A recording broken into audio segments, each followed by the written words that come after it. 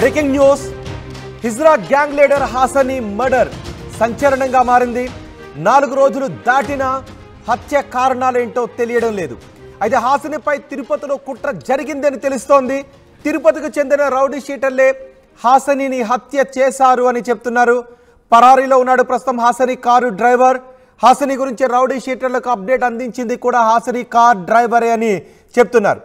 డ్రైవర్ను అనుమానిస్తున్నారు పోలీసులు. డ్రైవర్ కోసం వెతుకుతున్నారు. డ్రైవర్ జాడ ఇంకా తెలియలేదు.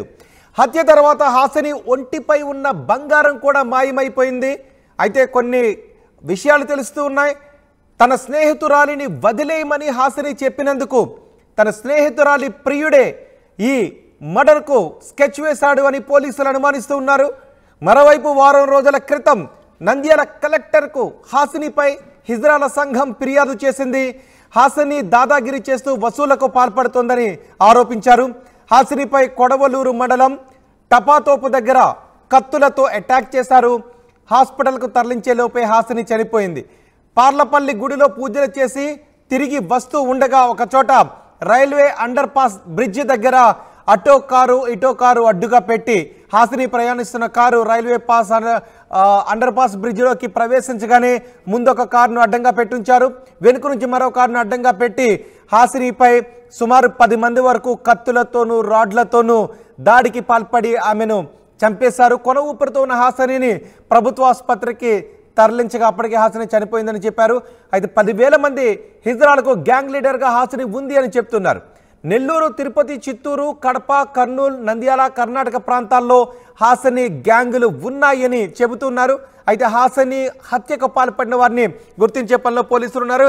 హాసనీ హత్య తర్వాత పెద్ద ఎత్తున హిజ్రాలు ఆసుపత్రి దగ్గరకు వచ్చి బైఠాయించి న్యాయం చేయాలి అని డిమాండ్ చేస్తున్నారు. 1000 మందికి హాసనీ గ్యాంగ్ లీడర్గా ఉన్నారు అని చెబుతూ ఉన్నారు. తమ గ్యాంగ్ లీడర్ని చంపడంపై హిజ్రాలు ఆవేదన వ్యక్తం చేస్తున్నారు. కారకులను కఠినంగా శిక్షించాలి అని డిమాండ్ చేస్తున్నారు.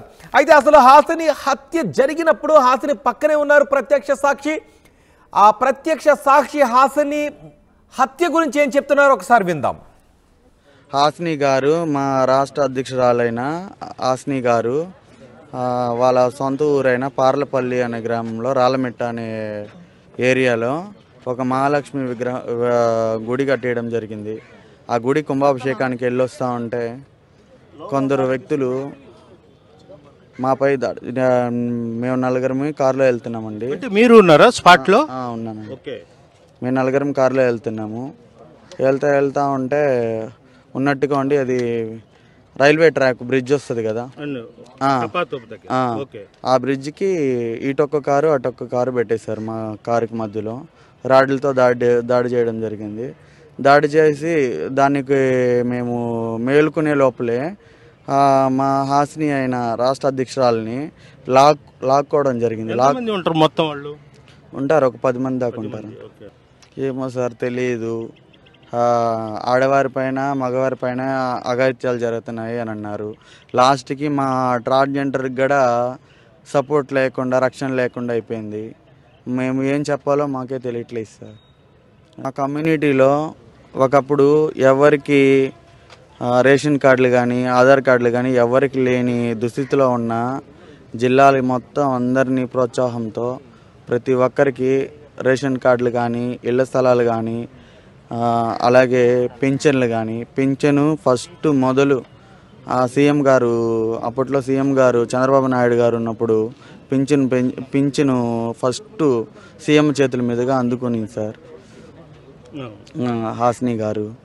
ఇప్పుడు ఈ 6 జిల్లాలు కానీ, నెల్లూరు జిల్లా కానీ ప్రతి ఒక్క జిల్లాలో ఈరోజు పేరు చెప్పుకొని 4,000 తీసుకుంటున్నారు అని అంటే అది మా రాష్ట్ర అధ్యక్షురాలు హాసనీ గారు.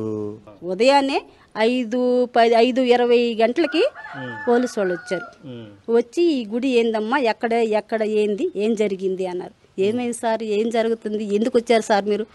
మేమేమనుకున్నాం, లైటింగ్ ఊరంతా వేసాం కదా, ఈ లైటింగ్ కోసం ఏమన్నా వీళ్ళు చెప్పకుండా చేసామని ఏమన్నా వచ్చారేమో అనే ఉద్దేశంతో ఆలోచించాం. నేను ఒక్కదానే లేచున్నాను సార్. అప్పుడు ఊరు అందరూ గ్రామంతా కళ్యాణం పూజలు జరిగాయి కదా, నిద్రపోతున్నాను. నేను లేచుండాను. వేసిన తర్వాత వచ్చారు. వీళ్ళు ఎందుకు వచ్చారు అని అంటే నేరుగా వచ్చారు. ఏందమ్మా, ఏంది పరిస్థితి, ఏం జరిగింది, ఏంది ఇక్కడ ఎవరు పూజ చేశారు ఏంది అన్నారు. విధంగా చేసింది సార్ ఆశ్రమం అని. ఆశ్రమం ఏ కారులో పోయిందంటే మాకేంది అసలు ఆశ్రమంకి ఏమైంది సార్ అంటున్నా నేను. ఆశ్రమంకి ఏమైంది, ఎందుకు అడుగుతున్నారు మీరు మమ్మల్ని, ఏం జరిగింది సార్ అన్న. ఏం లేదు అన్నారు. ఏం లేదు ఏందని సార్, రేపు ఉదయం శిలలు పెట్టాలి మేము, ఏం జరిగింది, ఏదన్నా ఎవరన్నా ఇదయ్యారా ఏంది అంటే ఒకరు పోయారమ్మా అన్నారు. ఎవరు సార్ అంటే మీ పూజ ఆగిపోద్ది అని అన్నాడు. ఇదేం సార్, నిద్రలేసి 7:30కి ముహూర్తం ఉంది చెప్పాను నేను, పోలీసు ఆయన కూడా చెప్పాను. సారే వచ్చాడు 7:15 నిమిషాల కల్లా విగ్రహం పెట్టాలి, ఇక్కడ విగ్రహం పెట్టాల్సిన సమయం ఏం సార్ మీరు చెప్తే ఆగిపోతుందమ్మా అని అన్నాడు. అప్పుడు నేను వెళ్ళి అందరికి కంగారు పడిపోయి అందరికి చెప్పా, ఏందమ్మా ఇదంగా జరిగిందంటే అసలు ఏం జరిగిందో ఏందో అని అంటే వాళ్ళు చెప్పట్లేదు, ఎండబడలేక మీకే తెలుస్తుంది అన్నారు అని అన్నాడు. పేరు కూడా చెప్పలా, కానీ ఆశ్రమం ఏ కారులో పోయింది అనే వార్త వరకే చెప్పారు. అంటే ఇక్కడ ఉన్నప్పుడేమో మామూలుగా మగపిల్లడుగానే ఉన్నాడు, అక్కడ పోయిన తర్వాత మారింది మనకు తెలియదు. మారిన తర్వాత వచ్చాడు ఒకసారి, వచ్చిన తర్వాత అందరూ పరిచయం మళ్ళా అప్పుడెప్పుడు వస్తా బాత.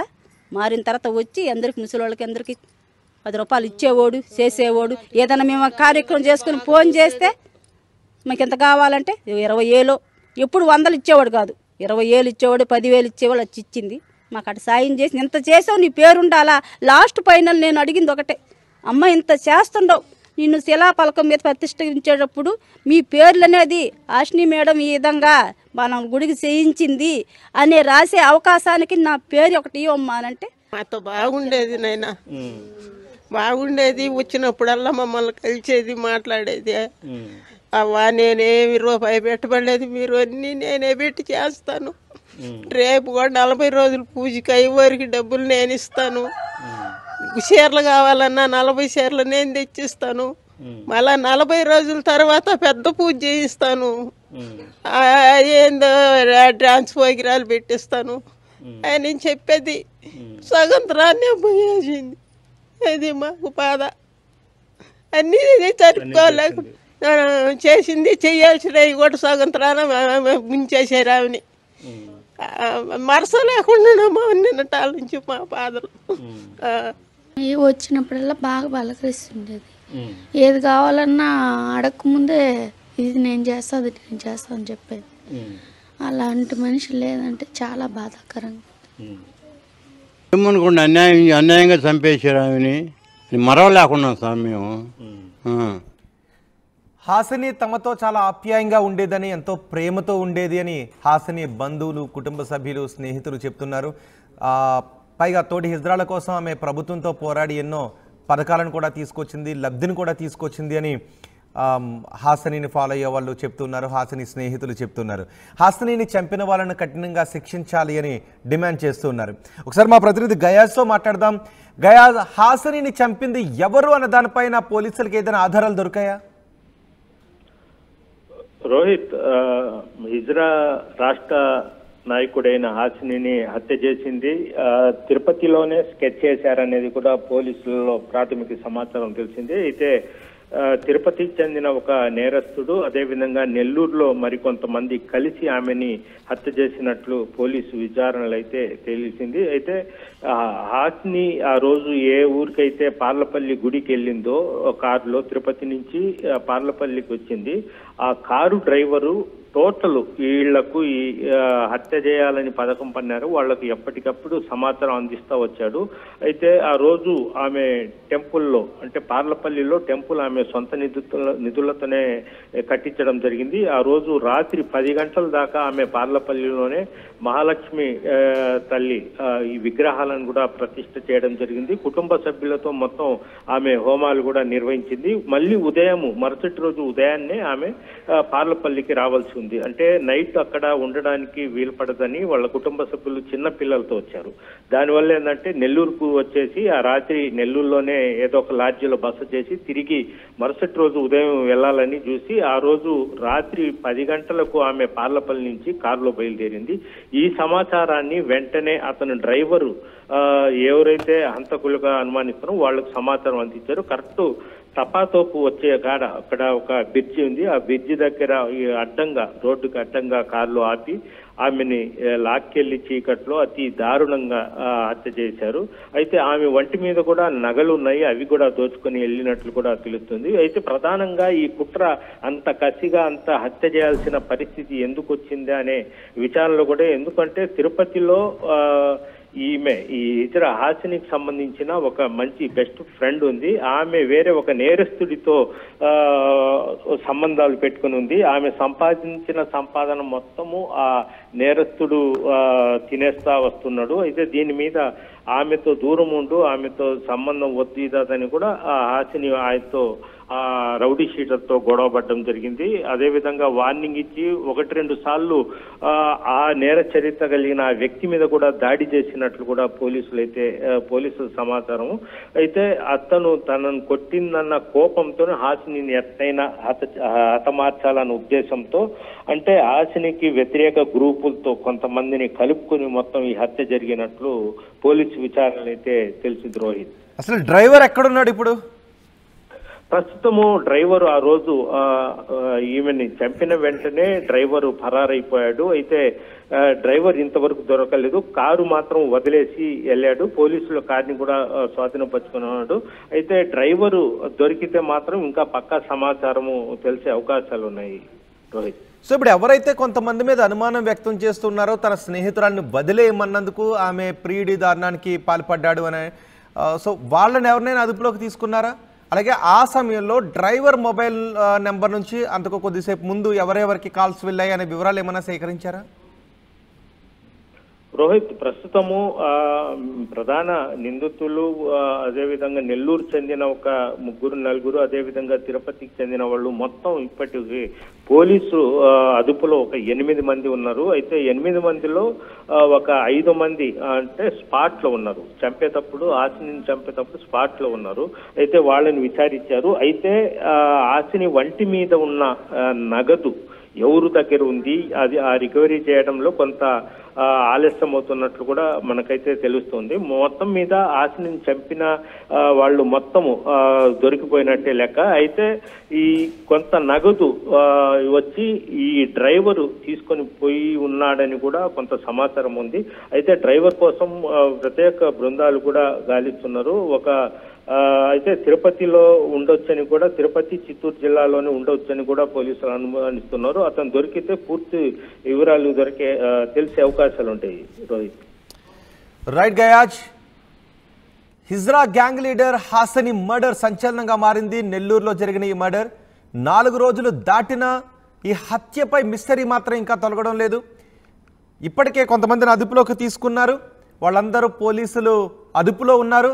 అయితే తిరుపతికి చెందిన రౌడీ షీటర్లే హాసనిని హత్య చేశారా అనే అనుమానాన్ని వ్యక్తం చేస్తున్నారు. కానీ హాసని కారు డ్రైవర్ మాత్రం ప్రస్తుతం పరారీలో ఉన్నాడు. హాసని రాకపోకల గురించి, ఆ సమయంలో హాసని ఎక్కడ ఉంది అనే సమాచారాన్ని ఆ నిందితులకు అందించింది హాసని డ్రైవరే అని చెప్తున్నారు. ఒక రైల్వే అండర్ పాస్ బ్రిడ్జ్ దగ్గరకు వచ్చిన తర్వాత, పైగా అది రాత్రి సమయం, చీకటి, ఆ రైల్వే అండర్ పాస్ దగ్గరకు వచ్చిన తర్వాత ముందుగానే ఇదంతా కూడా డ్రైవర్కి తెలుసు అని చెప్తున్నారు. అండర్ పాస్లోకి వచ్చిన తర్వాత ముందుగా ఒక కార్ని ఆపి ఉంచారు అడ్డంగా. సో ఆ అండర్ పాస్లోకి వెళ్ళిన తర్వాత వెనుక వైపు నుంచి మరో కార్ని అడ్డంగా పెట్టారు. ఆ 2 కార్లలో నుంచి నిందితుడు దిగి వచ్చి, ఇదేదో సినిమా ఫక్కీలో ఫ్యాక్షన్ హత్య మాదిరి 2 కార్లలో నుంచి దిగి వచ్చి మధ్యలో ఉన్న కారులో ఉన్న హాసినిని బయటకు లాగి ఆమెపై రాడ్లు, కత్తులతో దాడి చేసి నిర్దాక్షిణ్యంగా, కిరాతకంగా చంపేశారు. కొన ఊపిరితో ఉన్న హాసనిని ఆమె స్నేహితులు ఆసుపత్రికి తరలించినప్పటికీ హాసని ప్రాణాలు దక్కలేదు, ఆమె చనిపోయింది. హత్య తర్వాత హాసని ఒంటిపై ఉన్న బంగారం మాయమైనట్టుగా తెలుస్తోంది. అయితే తన స్నేహితురాల్ని వదిలేయమని హాసని అడిగినందుకే ఆ స్నేహితురాలి ప్రియుడే, బెంగళూరులో ఉండే స్నేహితురాలి ప్రియుడే చంపేశాడు అనే అనుమానాలను వ్యక్తం చేస్తున్నారు.